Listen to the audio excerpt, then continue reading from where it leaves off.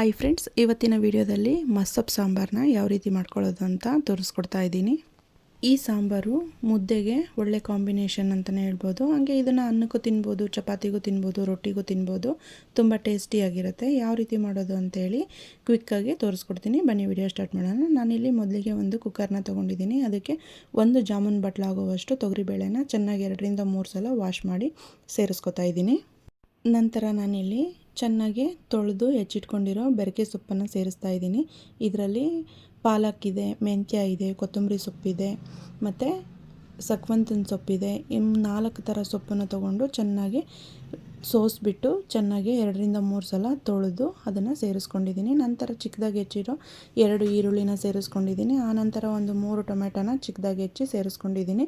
ನಂತರ 1 ಗೆಡ್ಡೆ ಬೆಳ್ಳುಳ್ಳಿನ ಸುಲಿದು ಸೇರಿಸ್ಕೊಂಡಿದ್ದೀನಿ. ನಂತರ ಒಂದು 4-5 ಹಸಿಮೆಣ್ಸಿನ್ಕಾಯಿನ ಸೀಳ್ಬಿಟ್ಟು ಸೇರಿಸ್ಕೊಂಡಿದ್ದೀನಿ. ನಂತರ ನಾನಿಲ್ಲಿ ಜೀರಿಗೆನ ಸೇರಿಸ್ತಾ ಇದ್ದೀನಿ. ಆನಂತರ ನಾವೇನು ಸಾಂಬಾರಿಗೆ ಅಂತೇಳಿ ಮಾಡಿಟ್ಕೊಂಡಿರ್ತೀವಲ್ಲ ಧನಿಯಾ ಪುಡಿ, ಅದನ್ನು ಸೇರಿಸ್ಕೊತಾ ಇದ್ದೀನಿ. ಆನಂತರ ನಾನಿಲ್ಲಿ ಖಾರಕ್ಕೆ ಅನುಗುಣವಾಗಿ ಖಾರದ ಪುಡಿನ ಸೇರಿಸ್ಕೊತಿದ್ದೀನಿ. ಹಸಿಮೆಣ್ಸಿನ್ಕಾಯಿ ಹಾಕಿದ್ದು ಬರೀ ಟೇಸ್ಟಿಗೋಸ್ಕರ ಅಷ್ಟೇ. ನಂತರ ನಾನಿಲ್ಲಿ ಉಪ್ಪನ್ನು ಸೇರಿಸ್ತಾ ಇದ್ದೀನಿ. ನಂತರ ನಾನಿಲ್ಲಿ ಹುಣಸೆ ಹುಳಿನ ಸೇರಿಸ್ಕೊತಾ ಇದ್ದೀನಿ. ಹುಣಸೆ ಹುಳಿ ಸೇರಿಸೋದ್ರಿಂದ ಮಸೊಪ್ಪು ತುಂಬ ಟೇಸ್ಟಿಯಾಗುತ್ತೆ. ಹಾಗಾಗಿ ನಂತರ ಸ್ವಲ್ಪ ತೆಂಗಿನ ತುರಿನ ಸೇರಿಸ್ಕೊತಾ ಇದ್ದೀನಿ.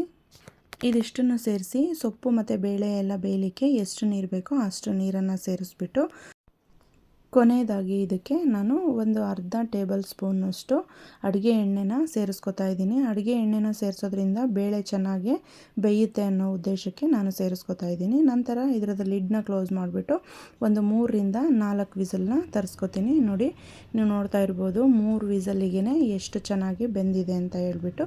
ಈಗ ಇದನ್ನು ಸಪ್ರೇಟ್ ನೀರು ಸಪ್ರೇಟು ಮತ್ತು ಸೊಪ್ಪು ಸಪ್ರೇಟು ಮಾಡ್ಕೋಬೇಕು. ಒಂದು ಬಟ್ಲಿಗೆ ಇದನ್ನು ಸೋದಿಸ್ಕೊತೀನಿ. ನೋಡಿ, ಈ ಥರ ನೀರನ್ನು ಸಪ್ರೇಟ್ ಮಾಡ್ಕೋಬೇಕು.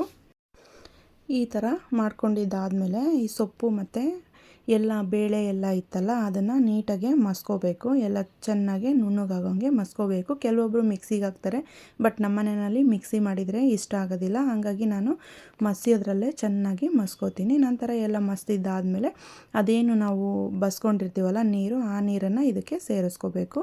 ಈ ರೀತಿ ಸೇರಿಸ್ಬಿಟ್ಟು ಒಂದು ಸಲ ಚೆಕ್ ಮಾಡ್ಕೋಬೇಕು, ಎಲ್ಲ ಕರೆಕ್ಟ್ ಇದೆಯಾ, ಉಪ್ಪು ಹುಳಿ ಖಾರ ಎಲ್ಲ ಕರೆಕ್ಟ್ ಇದೆಯಾ ಅಂತ ಚೆಕ್ ಮಾಡಿ ಎಲ್ಲ ಸರಿಯಾಗಿದ್ದರೆ ಕೊನೆಯಲ್ಲಿ ಒಗ್ಗರಣೆ ಮಾಡಿಕೊಂಡ್ರೆ ಮಸ್ಸೊಪ್ಪು ಸಾಂಬಾರು ರೆಡಿಯಾಗುತ್ತೆ. ನಾನಿಲ್ಲಿ ಸಾಂಬಾರಿಗೆ ಒಗ್ಗರಣೆ ಮಾಡ್ತಾಯಿದ್ದೀನಿ. ಒಂದು ಪಾತ್ರೆನ ಇಟ್ಕೊಂಡು ಅದಕ್ಕೆ 2 ಟೇಬಲ್ ಸ್ಪೂನು ಆಯಿಲ್ನ ಹಾಕ್ಬಿಟ್ಟು ಅದು ಚೆನ್ನಾಗಿ ಬಿಸಿಯಾದ ನಂತರ ಇದಕ್ಕೆ ಸಾಸಿವೆನ ಸೇರಿಸಿ ಸಾಸಿವೆ ಎಲ್ಲ ಚಿಟಪಟ ಅಂದಮೇಲೆ ಸ್ವಲ್ಪ ಕರಿಬೇವಿನ ಸೊಪ್ಪನ್ನು ಸೇರಿಸ್ಕೊಂಡಿದ್ದೀನಿ. ಈಗ ಒಗ್ಗರಣೆ ರೆಡಿಯಾಗಿದೆ. ಇದಕ್ಕೆ ನಾವೇನು ಸಾಂಬಾರನ್ನ ಮಸ್ತು ಇಟ್ಕೊಂಡಿದ್ವಲ್ಲ ಆ ಸಾಂಬಾರನ್ನ ಸೇರಿಸ್ಬೇಕು. ನೋಡಿ, ಸೇರಿಸ್ತಾ ಇದ್ದೀನಿ.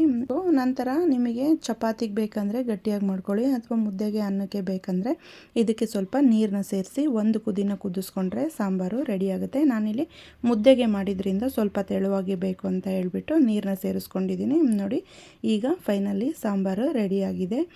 ಈ ವಿಡಿಯೋ ನಿಮಗೆ ಏನಾದರೂ ಇಷ್ಟ ಆಗಿದ್ದರೆ ಪ್ಲೀಸ್ ನಮ್ಮ ಚಾನಲ್ನ ಸಬ್ಸ್ಕ್ರೈಬ್ ಮಾಡ್ಕೊಳ್ಳಿ. ಫ್ರೆಂಡ್ಸ್ ಆ್ಯಂಡ್ ಫ್ಯಾಮಿಲಿಗೆ ಶೇರ್ ಮಾಡಿ.